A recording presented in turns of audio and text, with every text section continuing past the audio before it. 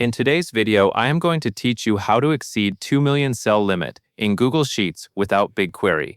When people hit the old 2 million cell limit, it usually feels like a hard stop. The good news is that Google Sheets has increased the capacity to 10 million cells per spreadsheet, and there is even a beta program that can expand this further. The key detail to understand is how the limit is calculated. It is not just rows, and it is not just columns. It is the total cells across the entire file, which means rows multiplied by columns added up across every tab. Because of that, one of the simplest ways to handle larger datasets is to reduce unnecessary columns. If you only need a few fields, deleting extra empty columns can dramatically increase how many rows you can store. In an extreme example, a sheet with a single column could theoretically hold up to 10 million rows because you are using fewer total cells.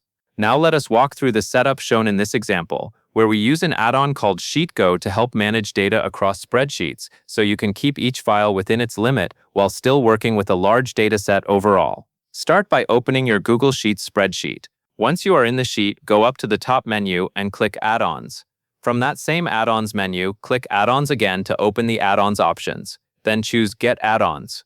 In the Add-ons Store search bar, type Highlight, then look through the results and click on SheetGo. On the SheetGo page, click Install.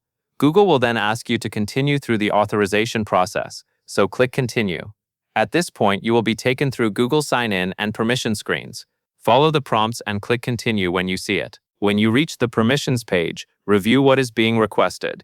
Then continue to approve access so the add-on can connect properly with your spreadsheet. After the installation finishes, return to your spreadsheet and click Done to close the confirmation.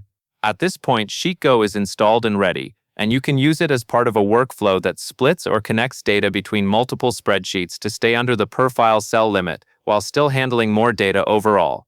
That covers everything you need to know.